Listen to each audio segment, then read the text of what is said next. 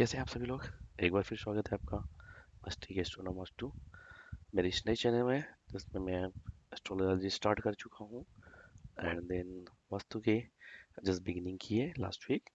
और ऐसे जैसे कि मैंने आपसे बोल रखा था कि मैं ये चैनल तीनों चीज़ों के लिए होगा: astrology, vastu and then numerology. तो one by one of video add content add होते हुए देखेंगे। तो इस सीरीज में हम बात कर लेते हैं एस्ट्रोलॉजी पे, एंड एस्ट्रोलॉजी में स्पेसिफिक टू ज्योतिक साइन एंड देन उनके लॉर्ड्स के बारे में। उसके बाद हम नेचर के बारे में डिस्कस करेंगे, किस पर्टिकुलर राशि के ज्योतिक साइन के नेटिव जातक किस टाइप का व्यवहार करते हैं, और आप फिर रिलेट करके देखिएगा it's working in that way और नॉट। तो सबसे पहले हम बात करते हैं, जैसे कि आप सभी जानते हैं कि टोटल 12 राशियां होती हैं। वन बाय वन हम बात करते हैं एरीज की, जिसको हम हिंदी में मेष राशि कहते हैं; टोरस जो वृष कहलाती है; जेमिनी जो मिथुन कहलाती है; कैंसर जो कर्क कहलाती है; लियो जो सिंह राशि होती है; एंड देन वर्गो कन्या; लिब्रा तुला; स्कॉर्पियो वृश्चिक; सेजिटेरियस धनु; कैप्रिकॉर्न मकर; एक्वेरियस कुंभ; and then Pisces mean.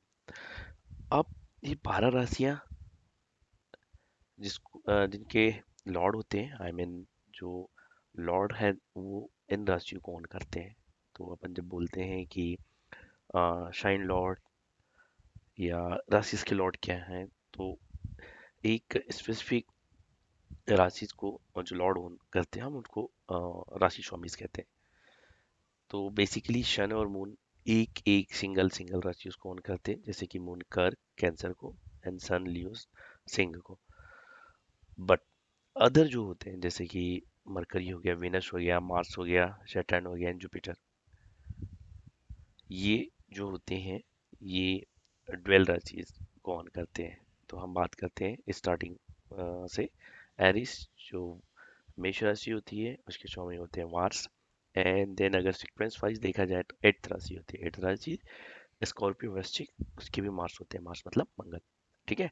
Second taurus जो वृष राशि होती है second, and then Libra seven तुला, इनके राशि लॉर्ड होते हैं वीनस शुक्र। अब हम आते हैं third and then six. Third हो गया जेमिनाई मिथुन, सिक्स हो गया कन्या वर्गो, इसके राशि स्वामी राशि लॉर्ड होते हैं मरकरी, जिसको बुध भी कहते हैं, राइट। देन ऐसे मैंने पहले बोला था कि फोर कैंसर है कर्क, जिसके लॉर्ड होते हैं मून। एंड देन लियो सिंह राशि, जिसके लॉर्ड होते हैं शनि। अब 9 से 12 बच गया। 9 सेजिटेरियस धनु, एंड देन 12 पाइसिस मीन के होते हैं जुपिटर, एंड देन 10 एंड 11 के होते हैं सैटर्न। तो कैप्रिकॉर्न कैप्रिकॉर्न मकर, एंड देन एक्वेरियस कुंभ, इस दोनों के शनि शनि देव होते हैं सैटर्न। तो ये बहुत इजी हो जाएगा आपके लिए मेमोराइज करने के लिए कि राशि उनके लॉर्ड कैसे होंगे। तो ये हो गया आपको एक सीक्वेंस हो गया, जिससे आप वन बाय वन आपके उनके लॉर्ड के बारे में जान सकते हैं। अब हम बात करते हैं कि ये जो राशि लॉर्ड होते हैं और उनका इम्पैक्ट के हिसाब से ये जो राशिज होती हैं 1 से लेकर 12 तक,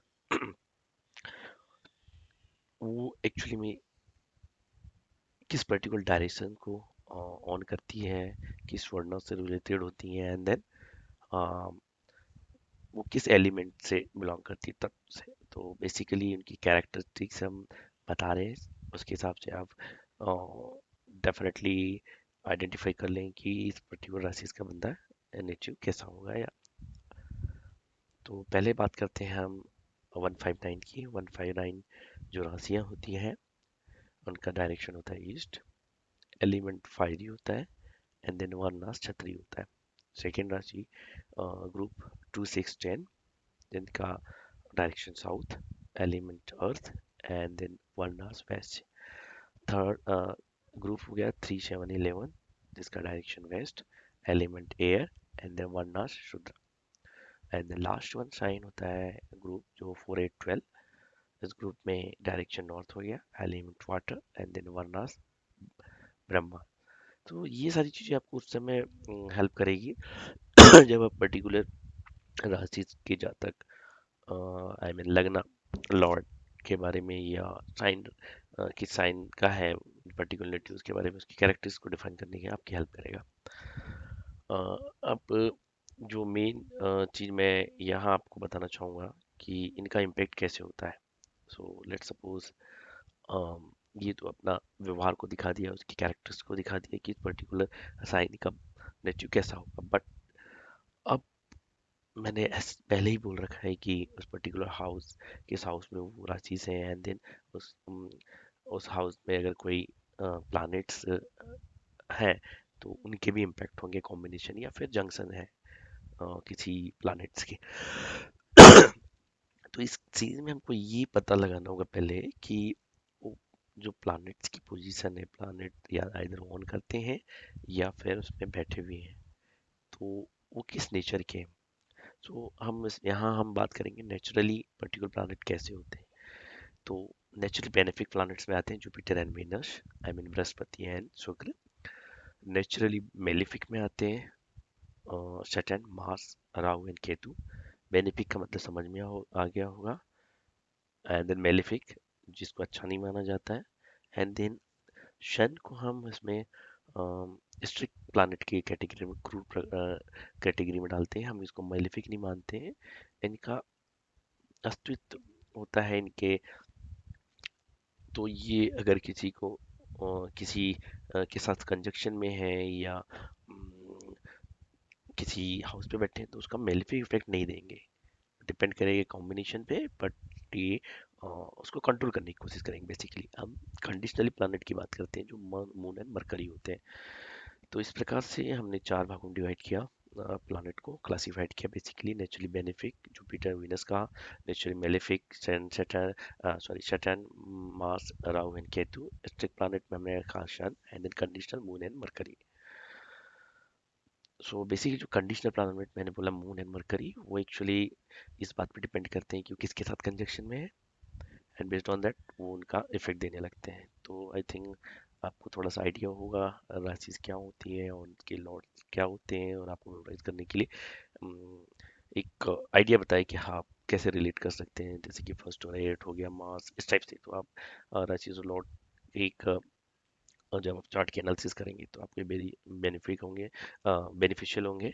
एंड देन वो मैंने ये बताया कि क्लासिफाइड किया कि किस पर्टिकुलर डायरेक्शन को शो करते हैं, एंड देन